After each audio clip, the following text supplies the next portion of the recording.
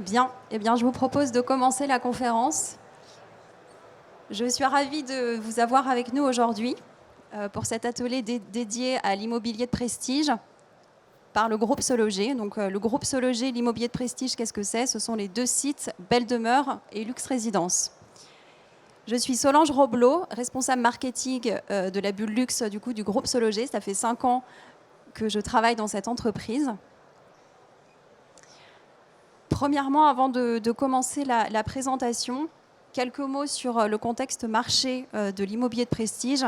C'est donc un marché d'exception, un marché unique qui connaît d'importantes évolutions depuis ces derniers 18 mois, plus particulièrement à partir du mois de juin 2020, où à partir de la sortie du premier confinement, on a connu des records d'audience historiques sur les sites luxe que sont Belle Demeure et Luxe Résidence. Concrètement, on a eu des augmentations d'audience de plus 75%. Donc ça veut dire qu'on a eu plus 75% de visites en plus sur les sites. C'est un record historique, on n'avait jamais passé ce seuil des 3 millions de visites par mois. Ces évolutions, elles se poursuivent tout au long de cette année 2021 et elles se poursuivront également en 2022. C'est la raison pour laquelle on vient vous parler aujourd'hui, pour vous décrypter le marché et également pour vous proposer nos axes de travail et ce sur quoi on va travailler en 2022. Avant de rentrer dans le détail du décryptage du marché, je vais rapidement vous présenter notre méthodologie d'analyse sur ces décryptages. Cette méthodologie, elle est évidemment basée sur la data, puisque au sein du groupe Sologer, la data, c'est notre quotidien. Donc 3 études. Premièrement, chaque année, Belle Demeure publie son étude sur la perception et la psychologie des acquéreurs de l'immobilier de prestige. Si vous n'avez pas eu cette étude, je vous inviterai à me contacter sur LinkedIn et je vous enverrai le lien de la conférence. C'est une étude que l'on publie. On interviewe les alertistes Belle Demeure et Luxe Résidence. Les alertistes, c'est quoi? Ce sont les internautes qui ont activé une recherche immobilière sur une localité et sur une fourchette de prix donnée. Donc cette année, au mois de juin, on a interrogé un panel de 400 alertistes qui sont à la fois acquéreurs et vendeurs pour connaître leur psychologie sur ce marché. Ça nous donne en fait un aperçu assez clair et du côté internaute et user de ce marché. Ensuite, pour comprendre l'évolution de la demande, on analyse également nos audiences de nos sites et surtout les performances que l'on offre aux professionnels. Les performances, ce sont les leads mail et les leads téléphoniques, ce sont les demandes d'information et les demandes de visite sur les biens de prestige. Enfin, le troisième volet que l'on propose dans ces décryptages marchés, c'est l'étude des prix, donc c'est l'étude des offres des biens que l'on a sur nos sites, puisqu'on va analyser et passer en détail tous les prix des biens qui sont sur nos sites. Et ça permet également de nous donner des éclairages sur l'évolution de la structure de l'offre, avec est-ce qu'il y a plus de châteaux, quels sont les équipements qui sont les plus représentés, comment évoluent les surfaces des biens qui sont diffusés, etc.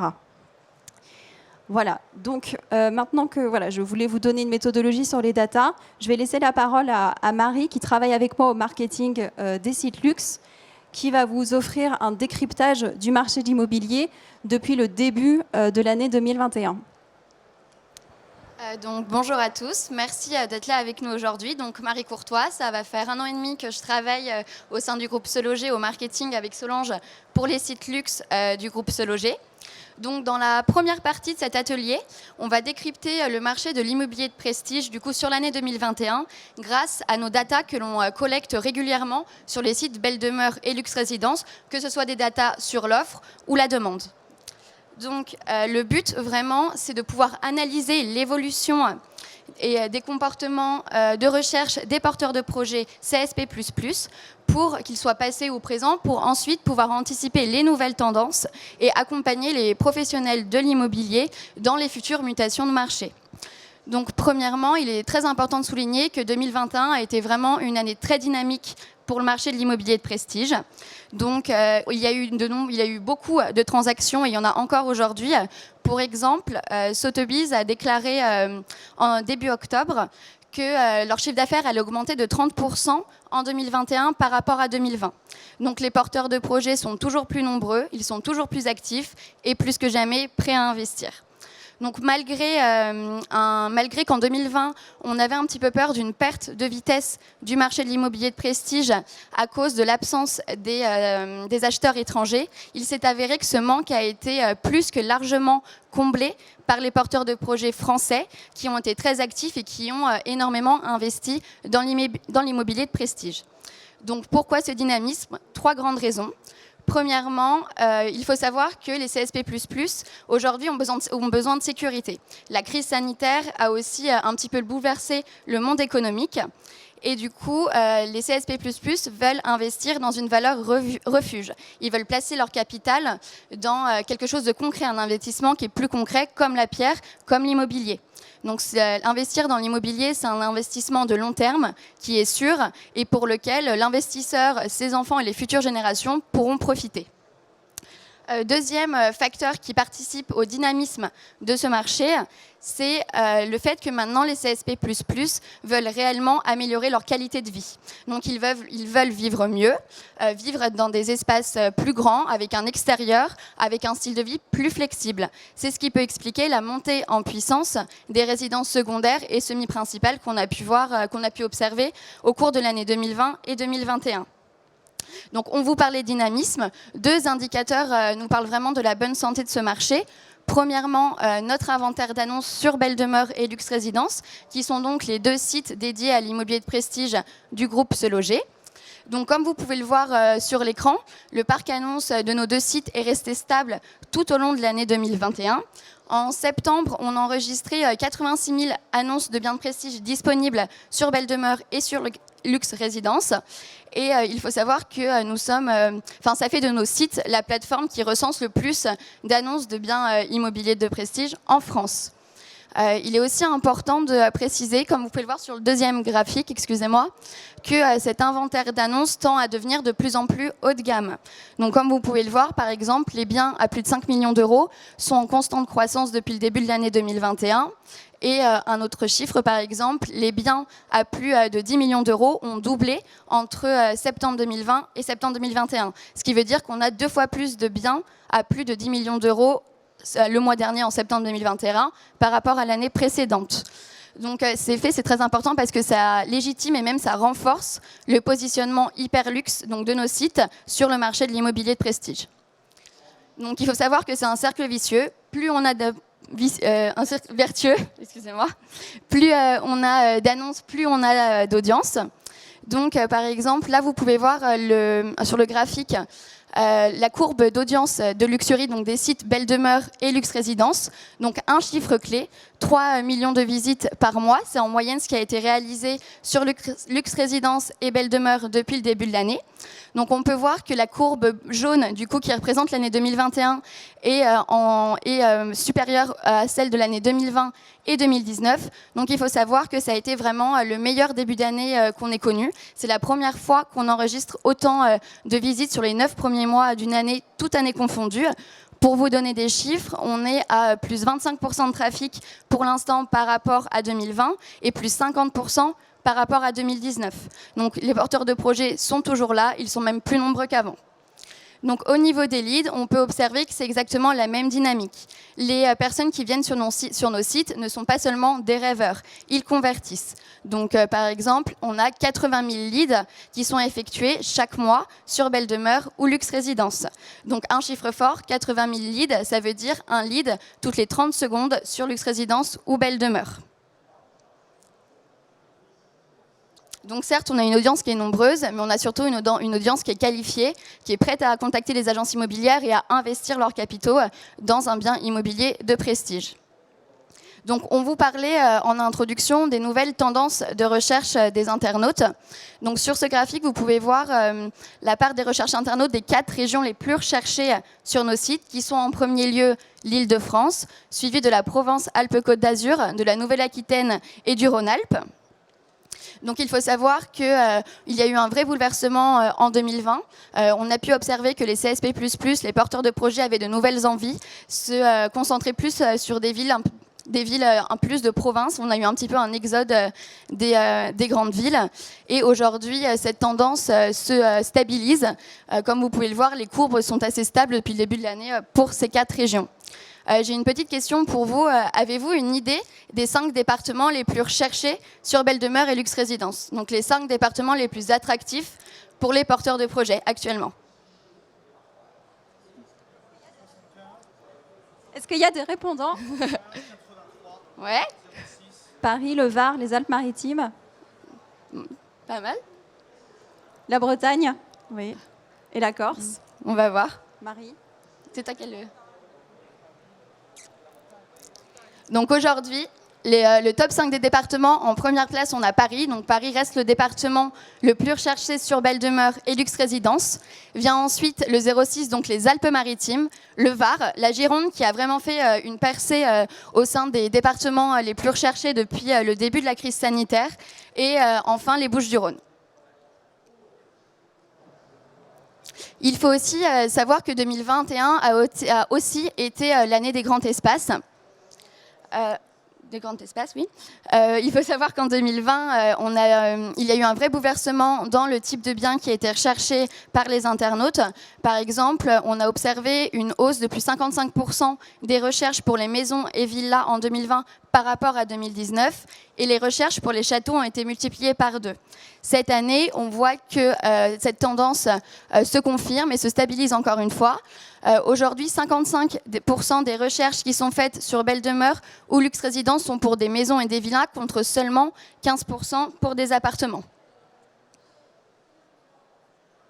Donc on voit qu'aujourd'hui, le désir de verdure, de grand espace, d'avoir un coin bureau pour s'isoler ou télétravailler sont vraiment des critères qui deviennent très déterminants pour les porteurs de projets. Donc dernier point concernant l'analyse de marché, les visiteurs internationaux. Donc aujourd'hui, il faut savoir qu'on a des visiteurs internationaux qui viennent des 5 continents. 65% viennent d'Europe et 15% viennent du Canada ou des États-Unis. On a 20% de l'audience totale de Luxe Résidence et de Belle Demeure qui est fait de visiteurs internationaux. Donc ça représente environ 500 000 visiteurs par mois qui viennent visiter ces sites-là. Et ces visiteurs internationaux, ils recherchent principalement des biens de prestige à Paris ou dans le sud-est de la France, qui sont vraiment leurs 2 régions de prédilection. Ce qu'on observe, du coup, c'est un retour progressif de cette clientèle d'acheteurs internationaux. Ils étaient beaucoup moins représentés en 2020. Et là, ils reviennent petit à petit cette année, au mois de septembre. Là, on observe une augmentation de 15% par rapport à l'année dernière. Donc, ce n'est pas un retour en masse, c'est un retour progressif de ces acheteurs. Donc voilà pour l'analyse de marché. Et maintenant, je vais laisser Solange vous en dire plus sur les nouveaux usages des users, donc des porteurs de projets CSP++. Merci Marie. Donc, on a franchi une première étape importante en 2020 et 2021 avec cette montée en puissance du marché de l'immobilier de prestige.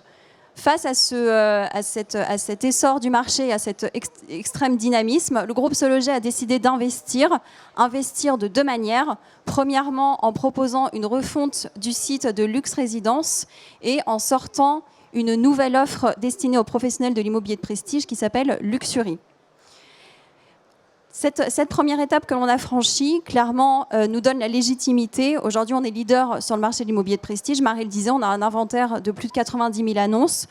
On maîtrise nos datas et on a des audiences qui sont records. On couvre la majorité des internautes CSP++. Donc, je vais passer à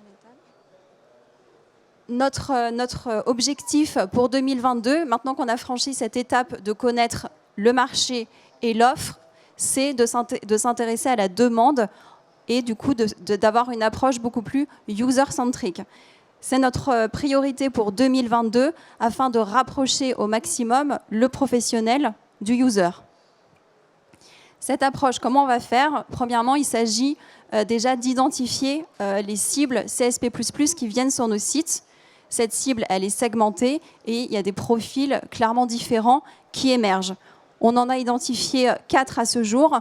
Premièrement, une cible un peu plus senior qui cherche une résidence principale ou secondaire pour accueillir sa famille. Et on voit que le trafic de ce type de cible s'intéresse particulièrement à la côte ouest et au sud-ouest de la France. Ensuite, on a le CSP++ actif dans la tranche d'âge entre 45 et 50 ans qui cherche à s'agrandir dans les métropoles, qui cherche des surfaces plus importantes, supérieures à 120 mètres carrés. Ce CSP++, il privilégie, donc je disais, les grandes métropoles, Paris, Lyon, Bordeaux, Lille, et privilégie des biens grands et avec potentiellement des surfaces extérieures. Ensuite, la troisième catégorie, c'est le CSP++ un peu plus jeune, le trentenaire, qui lui cherche donc un pied-à-terre dans les métropoles et depuis la crise sanitaire, qui cherche une résidence semi-principale bien reliée aux métropoles. Cette cible-là, cet internaute, il veut du clé en main, il veut un bien sans rénovation et il va privilégier du coup un peu plus la Normandie, la Gironde ou la Loire-Atlantique. Et enfin, la quatrième cible, et non des moindres, c'est, du coup, je le disais, l'acheteur étranger. En 2019, les acheteurs étrangers représentaient une transaction sur 2. En 2020, ils étaient, je le disais, beaucoup plus absents. Et en 2021, ils tendent à revenir progressivement. Cet acheteur étranger, il cherche une résidence et est à la recherche du coup d'un esthétisme, donc une résidence qui présente des caractéristiques patrimoniales ou architecturales assez prononcées. Et il s'intéresse davantage au département à Paris, au Var, aux Alpes-Maritimes et à la Gironde. Voilà, donc je le disais, la prochaine étape en 2022, maintenant qu'on a sorti notre offre Luxury et la refonte de Luxe Résidence qui propose aux professionnels des innovations produits comme des produits de visibilité annonce. Et si vous voulez en savoir plus sur cette offre, je vous invite à nous rejoindre après la conférence sur le stand du groupe SeLoger. Notre équipe dédiée au luxe sera là pour en discuter avec vous. Maintenant qu'on a sorti cette offre, on va s'intéresser aux users, d'avoir une approche user-centrique pour rapprocher, je le disais au maximum, le professionnel du particulier. Pourquoi ? Parce que le particulier CSP++ qui a un projet d'achat ou de vente d'immobilier de prestige est multipropriétaire. Donc ça veut dire qu'un acquéreur du luxe est aussi un vendeur. À 97%, l'acquéreur est vendeur. Donc pour les professionnels, c'est extrêmement important de connaître bien sa cible et de pouvoir le capter au maximum sur nos sites. Pour ça, on va passer à une logique de plateforme et on va essayer de détecter toutes les habitudes de consommation digitale du user. Et pour ça, la force du groupe SeLoger, c'est qu'on a noué un partenariat avec Google pour nous permettre justement d'identifier les tendances de consommation de ce user, de le fidéliser via du coup plusieurs biais, du mailing, les alertes, les réseaux sociaux, des opérations de branding pour adopter le ton qu'il faut et surtout pouvoir du coup favoriser sa venue sur nos sites et le convertir avec des leads. Donc je le disais, avec Google, on va pouvoir aller beaucoup plus loin dans la segmentation des cibles et les connaître encore plus. Voilà pour les profils users. Le mot de conclusion, c'est que le groupe SeLoger, vous n'êtes peut-être pas sans le savoir, appartient du coup au groupe Axel Springer, au groupe Aviv. Et le groupe Aviv détient plusieurs plateformes dans l'immobilier à l'international. Et du coup, c'est un de nos leviers de croissance et de développement. C'est cette opportunité d'aller nous développer à l'international. Donc en 2022, on aura également cet axe de croissance avec des référentiels géographiques, d'abord en Europe et puis après dans les autres pays. Voilà, l'idée derrière, c'est que Belle Demeure et Luxe Résidence, en ayant une vision 360 à la fois du marché, de la cible B2B et des users, deviennent un média et un véritable prescripteur sur le marché, au-delà d'une simple plateforme de mise en relation, avec l'étude évidemment de nos data et une connaissance très très fine de nos internautes et de nos users. Voilà, et je vous remercie beaucoup de votre attention.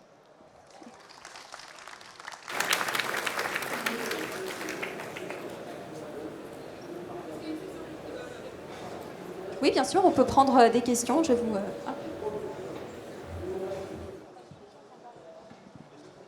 Oui. S'il y en a beaucoup après, on les prendra en... Oui, une question, mais vous avez presque répondu à la fin. Quelle est la stratégie pour capter justement on parlait des étrangers, quels que soient les pays européens, voire États-Unis et Canada, même si c'est moindre, mais quelle est votre stratégie pour capter justement ces acquéreurs futurs? Surtout que vous parliez qu'ils sont peut-être vendeurs, mais du coup ils sont vendeurs dans leur pays, fatalement, ou ils sont vendeurs déjà en France, mais quelle est la stratégie ou les idées dans les prochains mois? Alors, la stratégie, donc, ça repose sur 2 piliers. Premièrement, le référentiel géographique. Je le disais tout à l'heure, pouvoir proposer aux internautes de rechercher des localités dans des pays. Et le deuxième pilier, ça va être le référencement naturel, le SEO. Donc là, on est en train de faire des études, tout simplement, sur les requêtes qui sont les plus demandées sur Google en anglais, en italien, en espagnol et en allemand. Et après, il y a la Belgique, évidemment, en néerlandais. Voilà. Donc c'est surtout le SEO et le référentiel géographique qui sont les 2 axes de développement. Courant 2022. Voilà. Après, vous serez informés, on fait des opérations de relations presse, etc. Donc il n'y a pas de... Vous serez informés, oui. Bonjour, moi j'ai une question. Je suis par exemple russe et je sais que beaucoup ne parlent pas bien la langue mais adorent venir en France et acheter en France naturellement. Pourquoi est-ce que vous ne faites pas comme par exemple sur Instagram, il y a un bouton traduire et aujourd'hui avec Google Traduction on peut traduire en toutes les langues. Je ne comprends pas pourquoi aujourd'hui la plateforme est limitée à 3-4 langues. Pour moi ça doit être déjà mondialisé. Enfin, j'imagine qu'il y a le coût mais... Ça fait partie aussi d'un de nos développements produits, la traduction multilingue. Voilà, pour 2022, effectivement. Alors, la clientèle russe est en petit recul. Voilà, on a observé sur les sites, après, elle viendra probablement, mais en 2019 et 2020, 2020 de fait, mais en 2019, elle avait tendance à ralentir. Mais effectivement, le russe fera partie, évidemment, des traductions disponibles automatiquement, quoi. Oui.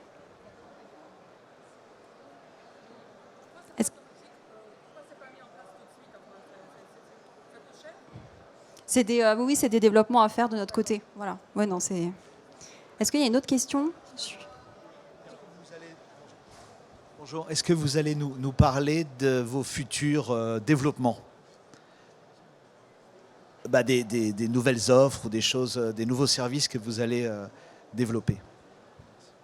Bien sûr, donc on va avoir les services sur les users et sur les professionnels. Et pour ça, du coup, je vous invite à passer sur le stand. Là, je n'aurai pas le temps. Mais... Alors, si vous voulez, là, rapidement, je peux vous présenter Luxury, qui est du coup la nouvelle offre de diffusion commune.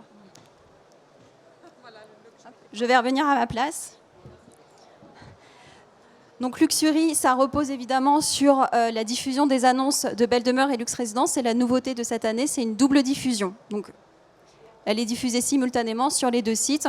Et l'innovation, justement, dont je parlais tout à l'heure, c'est les boosts qui sont désormais disponibles sur Luxe Résidence, avec en plus la possibilité de faire du retargeting sur une liste de sites qu'on a rigoureusement sélectionnés. Donc, c'est des sites à forte audience CSP++, par exemple, Forbes, Le Monde, etc. On a adapté vraiment cette liste de retargeting à la cible qu'on veut capter pour justement continuer à accompagner l'internaute CSP++ dans sa navigation. Donc ça veut dire quoi? Ça veut dire que pour l'agent immobilier qui souscrit au Boost Extend avec du retargeting, eh bien, l'annonce qu'il a consultée va pouvoir le suivre dans sa navigation. Il va avoir des encarts. Et du coup, ce Boost Extend, on travaille avec Criteo.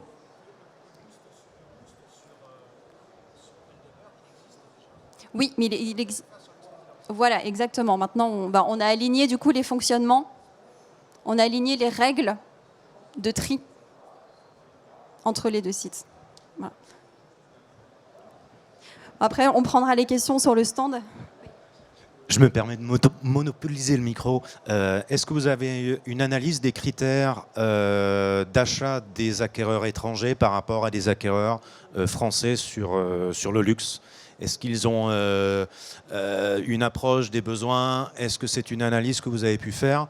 Est-ce qu'ils ont une méthode, une méthodologie ou une approche différente des franco-français? Vous voyez ma question? Je vais laisser Marie répondre à la question. Marie qui déchiffre tous les jours les stats de nos audiences.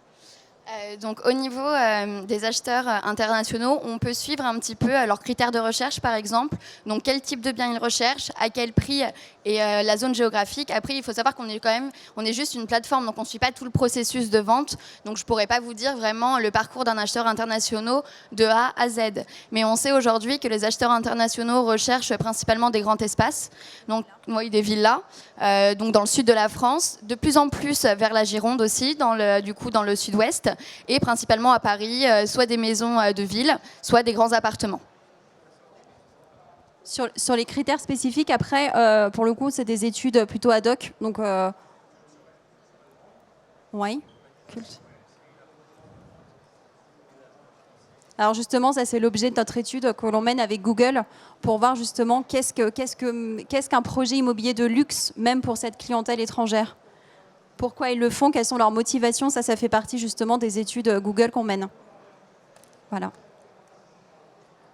Est-ce qu'il y a d'autres questions? Non. Bien. Oui. Bon, quoi qu'il arrive, on est sur le stand Se Loger, donc n'hésitez pas à passer. Oui, c'était juste une question sur le marché. Le pourcentage de transactions réalisées sur les appartements haut de gamme, et à partir de quels critères vous le prenez en compte? Alors, sur les pourcentages de transactions réalisées, malheureusement, on n'a pas la donnée parce qu'on ne peut pas maîtriser la chaîne. Nous, encore une fois, on met en relation les acquéreurs et les professionnels. Après, sur les critères, effectivement, qu'est-ce qu'un bien de luxe? Alors sur Belle Demeure et Luxe Résidence, on a deux types de critères. Premièrement, le critère de prix. Sur Paris, voilà, on prend les biens à partir de 900 000 euros et en province à partir de 500 000 euros. Et on a également un deuxième critère. Voilà, c'est pas du et, c'est du ou. Si le bien présente des caractéristiques type château, si c'est un château, un manoir, une demeure, un moulin, etc., là, il est pris automatiquement. Donc il y a des critères de prix objectifs. 15 000 euros du mètre carré sur Paris si le bien est inférieur à 900 000 euros. Ouais. Et après, on prend le bien est éligible si c'est un château, si c'est un manoir, parce qu'on considère que même si c'est un bien qui coûte 300 000 euros et que c'est un château, ça reste un bien rare, exceptionnel, et du coup, on le considère évidemment comme un bien de luxe. Voilà. Merci beaucoup.